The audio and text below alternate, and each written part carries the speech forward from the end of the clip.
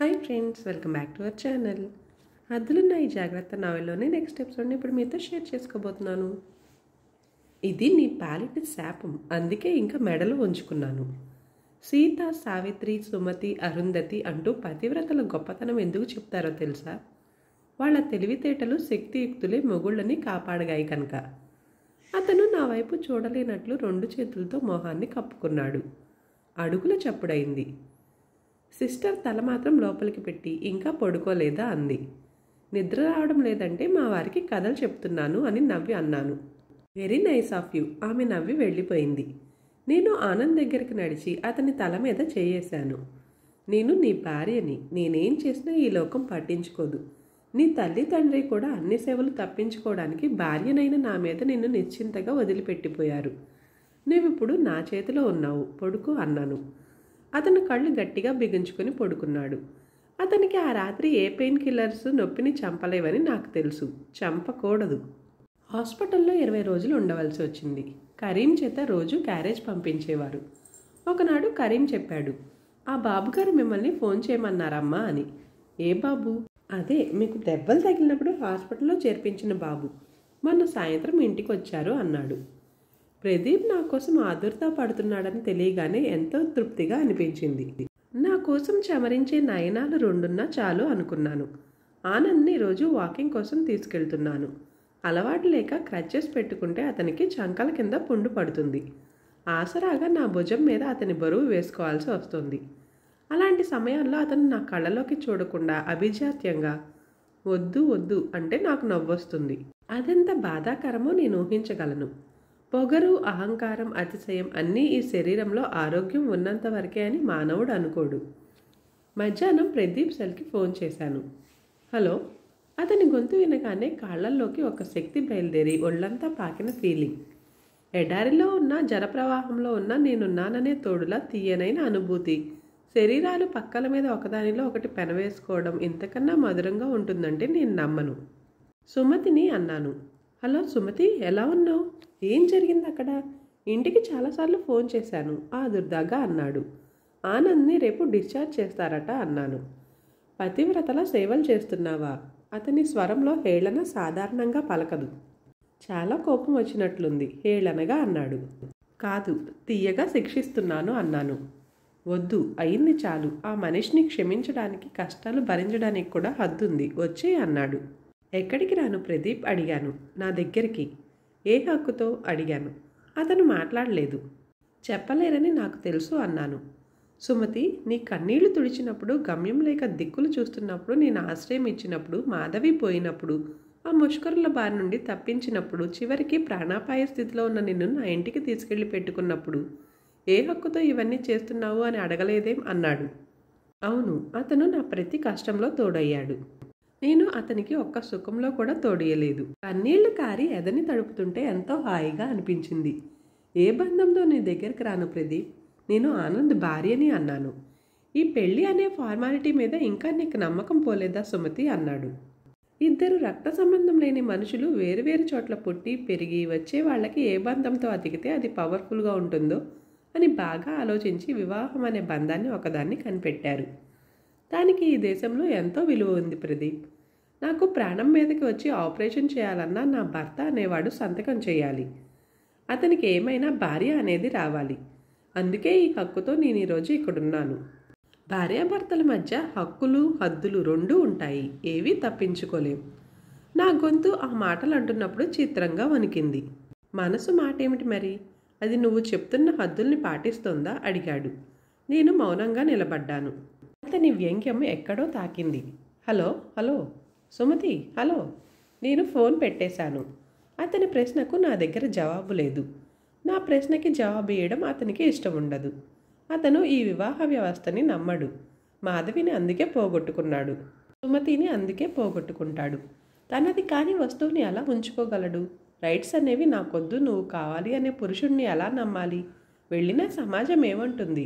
నా రక్షణ, ఆనందం గురించి ఆలోచించకుండా తన ఆనందం తను చూసుకుని నన్ను యావజ్జీవితం బంధించాలనుకున్నాడు ఆనంద్. నన్ను ఆనందం అనే తాత్కాలిక భ్రమకు గురి చేసి తను సుఖపడాలనుకున్నాడు విరించి. నాకు రక్షణ ఆనందం ఇస్తాను కానీ సామాజికమైన భద్రత గురించి అడగొద్దు అంటాడు ప్రదీప్. ఇప్పుడు నా ముందున్న ఆప్షన్స్ 3. 1 స్వేచ్ఛ లేని సామాజిక భద్రత, 2 సామాజిక భద్రత పోగొట్టుకోకుండా రహస్య సుఖం, 3 సామాజిక భద్రత లేని స్వేచ్ఛ. లోకం నన్ను పొగడాలంటే మొదటి దానికి ఓటు వేసి వేళ్లకి అన్నం తింటూ ఊపిరి పీలుస్తూ బ్రతికి ఉన్నాననిపిస్తూ ఇంకో 50-60 ఏళ్ళు అక్కడ దాసీగా పడుండి ప్రాణాలు వదలాలి. అదే ప్రదీప్తో వెళ్ళిపోతే వెంటనే ఆలోచనల్ని ఆపేయకపోతే నా తల పగిలిపోతుందనిపించి ఎదురుగుండా కనిపిస్తున్న గుడిలోకి నడిచాను. క్యూలో చాలామంది ఆడవాళ్లు పూల సజ్జల్లో పూలు, కొబ్బరికాయలు, కర్పూరం, పండ్లు తీసుకుని నిలబడ్డారు. పూజారి వాళ్ళ దగ్గరకు వచ్చి అర్చన కోసం వివరాలు అడుగుతుంటే అందరూ తమ భర్తల పేర్లే చెప్తున్నారు. వీళ్ళు బతికే ప్రతి క్షణం అతని కోసమేనేమో అన్నట్లు అనిపిస్తున్నారు. భక్తిగా చేతులు జోడించి వచ్చే జన్మంటూ ఉంటే నాకు అలాంటి స్థితిని ప్రసాదించమని కోరుకున్నాను. నిశ్చింతగా భర్త పరిష్వంగంలో బ్రతకాలని ఏ స్త్రీకి ఉండదు? ఒకవేళ అలా ఉండకపోతే సమాజం తప్పు పడుతుంది కానీ అందుకు దారితీసిన పరిస్థితులు ఏమిటో ఆలోచించదు. సమాజం గుడ్డిదే కాదు, చెవిటిది, బుద్ధి లేనిది కూడా. అందరూ భగవంతుణ్ణి ఏవేవో కోరుకుంటున్నారు. నేనేం కోరుకోను? నాకు ప్రదీప్ గుర్తొచ్చాడు. అటువంటి స్నేహితుడిని నేను అడగకుండానే ఇచ్చిన కరుణా సముద్రుణ్ణి ఇంకా గొంతెమ్మ కోరికలు ఏమని కోరను? మండపం అరుగు మీద కూర్చొని వచ్చేపోయే వాళ్ళని చూస్తున్నాను. ఒక లావావటి ఆవిడ 2 పిల్లల్ని తిడుతూ బరబరా లాగుతూ తీసుకొచ్చి అరుగు మీద కుదేసింది. పిల్లాడు ఏదో కొనమని పేచీ పెడుతున్నాడు. ఆవిడ ఒంటి నిండా బంగారం తొడుగు తొడిగినట్లుగా ఉంది. పెద్ద సవరం జడ, బుట్టెడు పూలు, పెద్ద కుంకుమ బొట్టు, అరవంకీలు, వడ్డానం లేకపోతే కాస్త చూడ్డానికి బాగుండేదే అనిపించింది. మీ నాన్న ఎక్కడికి పోయాడు? వీడు పాస్ పోస్తాడట, తీసుకెళ్ళమను అని పిల్లలతో చెప్పి ఆయాసం తీర్చుకుంటూ అరుగు మీద కూర్చుంది. చేతుల్లో పులిహార పొట్లాలు, లడ్డూలు ఉన్నాయి. ఆవిడ ఆపసోపాలు పడుతూ అవి తింటూ ఉండగా, నాన్న కళ్ళజోడుకొను అని పిల్లవాడి ఏడుపు, వాడిని ఈడ్చుకొస్తున్న తండ్రి కనిపించారు. నేను ఆశ్చర్యంగా అతన్ని చూస్తుండిపోయాను. అతను నన్ను చూశాడు. పాప, మీ అమ్మని రమ్మను, వీడిని తీసుకెళ్ళి కళ్ళజోడుకొని పెడతాను అంటూ పిల్లవాడిని ఎత్తుకుని టక్కున వెన్నుదిరిగి వెళ్ళిపోయాడు. పాప వచ్చి నాన్న రమ్మంటున్నాడే అని తల్లితో చెప్పింది. ఎప్పుడూ ఇంతే ఈయనగారి వాటం, ఏదీ స్థిమితంగా చేయనివ్వడు అని విసుక్కుంటూ ఆవిడ లేచి ఆయాసపడుతూ వెళ్ళిపోయింది. గట్టు మీదంతా ఆవిడ తిన్న పులిహార ఒలికింది. విరించి నన్ను చూసి మొహం తిప్పుకోవడం నాకు ఆశ్చర్యం అనిపించలేదు.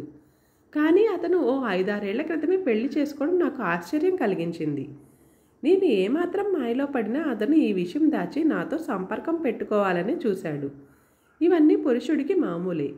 కానీ నాకు జాలేసిన విషయం మాత్రం సింహాచలం సంపెంగలు, కృష్ణశాస్త్రి గారి కవితలు, అతనిలో దావెరుగున్న భావుకత్వం అన్నీ ఎవరితో పంచుకుంటున్నాడో అనే విషయం.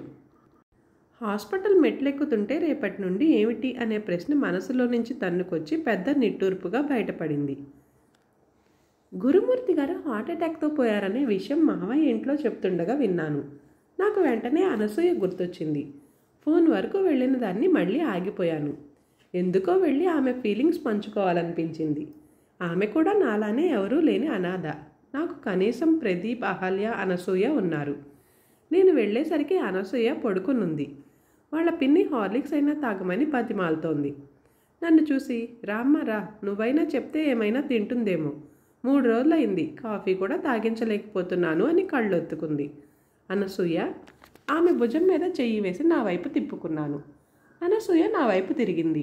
బొట్టు లేని నుదురు, తెల్ల చీర, మొదటిసారి ఆమె అందాన్ని చూసి నేను ఊహించుకున్న సున్నితమైన భావాలు గుర్తొచ్చాయి. ఎంతగానో ఒడిలిపోయినట్లు కనిపించింది. ఆ బుగ్గల్లో సొట్టలు, మెరిసే పెద్ద పెద్ద కళ్ళు, జాకీర్ హుసేన్ తబలాల గగనసీమ మీద కదలాడిన వాల్జడ. నేనెలా మరువగలను? ఇదంతా ఏమిటి అన్నాను. ఆమె శుష్కహాసం చేసింది. ఆనందం అనేది ఏదైనా ఉంటే అది నాకు డబ్బులోనే దొరికింది. ఆయన నా బిడ్డకు ఆకలి తీర్చాడు, నా అవసరాలు తీర్చాడు. అన్నింటికీ మించి నా బతుకు ఇస్తరాకలా కుక్కలు చింపకుండా కాపు కాశాడు.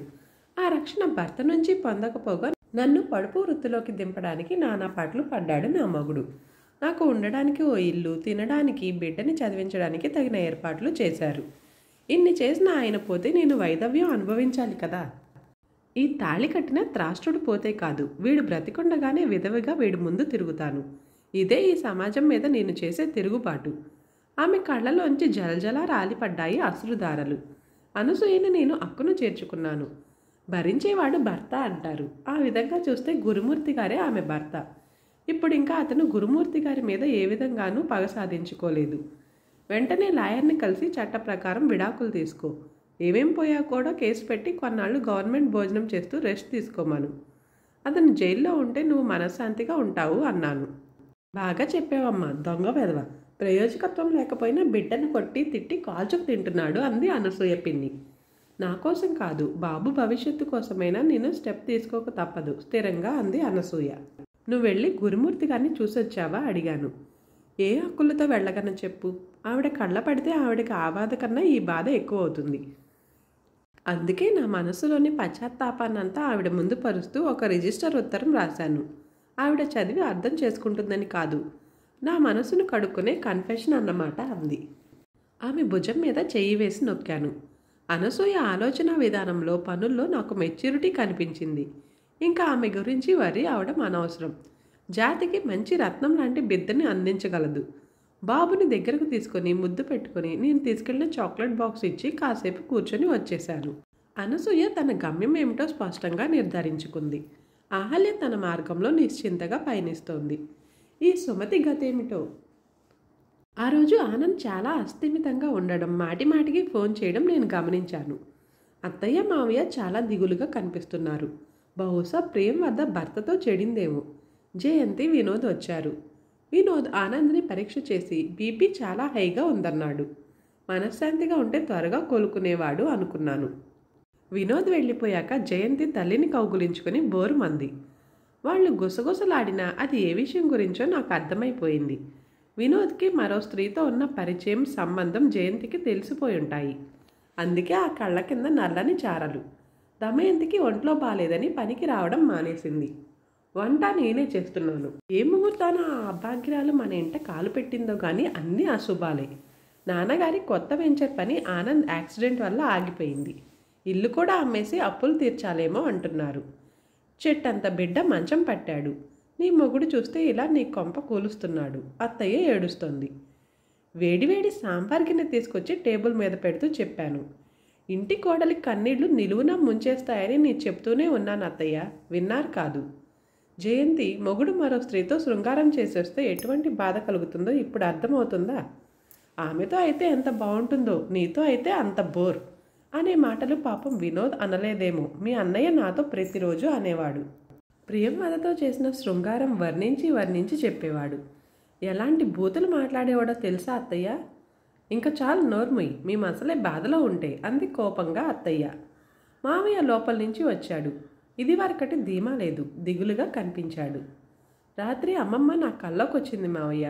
నీ గురించి చాలా బాధపడింది పాపం. ఎంతైనా కన్న ప్రాణం కదా. నోరులేని నన్ను నీ ఇంటి కోడల్ని చేస్తే నిన్ను పెద్ద వయసులో చూసుకుంటాననే ఉద్దేశంతో ఆ ముసలావిడ ఈ పెళ్లి చేసిందట. కానీ నువ్వు నా పాలిట కంసమావై ఇన్ని బాధలు పెడతావని అనుకోలేదట. అటువంటి వాడు నా కడుపున పుట్టకపోయినా బాగుండేదే అని బాధపడింది. ఇంకా అత్తయ్య విషయానికి వస్తే ఆవిడది తల్లి ప్రేమే పాపం. అదే నేనైతే ఆనంద్ లాంటి కొడుకుని ఎప్పుడో కాళ్ళెరక్కొట్టి ఇంట్లో కూర్చోపెట్టేదాన్ని. అత్తయ్యలా ఆడుకోవడానికి బొమ్మలు కొనిస్తే వాటిని పీకి పాకం పెట్టే నైజం ఉన్న కొడుక్కి పెళ్ళాన్ని కొనిచ్చేదాన్ని కాదు.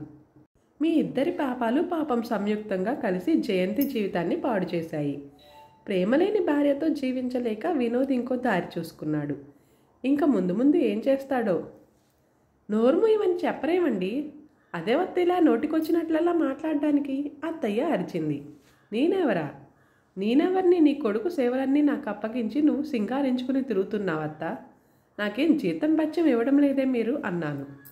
జరిగిపోయింది ఏదో జరిగిపోయింది, ఇంకా ఆ పాత విషయాలు తవ్వకమ్మా సిగ్గుగా తలవంచుకొని అన్నాడు మావయ్య. అలా ఎలా కుదురుతుంది మావయ్య? ఈ లోకంలోకి రావాలని, నాకు తోడవ్వాలని నా కడుపున పడ్డ పిండం ఎంత తన్నుకుంటుందో తెలుసా? సాటి ఆడదయుండి నీ పెళ్ళాం కొడుకు సుఖం కోసం వాడు ఉంచుకున్న దాని ప్రాపకం కోసం బలవంతంగా తీయించేసింది. ఆ భ్రూణహత్య ఫలితం మీ కుటుంబాన్ని ఊరికే వదిలిపెడుతుందా? మీరంతా సుఖంగా ఉండగలరా? కసిగా అన్నాను. నో నో నో, అలాంటి మాటలొద్దు ప్లీజ్. ఆ గొంతు వచ్చిన దిశ ఆశ్చర్యంగా చూశాను. ఆనంద్ క్రచ్చేస్తూ వచ్చి ఏడుస్తూ అంటున్నాడు. నా రాహుల్ని చూడాలి. ఇన్ని రోజులు వాడిని చూడకుండా నేను ఉండలేదు. వాడు బాగుండాలి. నువ్వు నన్ను శపించు, కానీ పిల్లల్ని ఏమీ అనకు. ఆనంద్ కన్నీళ్లు చూడటం అదే మొదటిసారి. ఊరుకోరా, వాడు నీ బిడ్డ ఎందుకు అవుతాడు, రావద్దని చెప్పేసిందిగా. మామయ్య ఆనంద్ని పొదువు పట్టుకుంటూ అన్నాడు.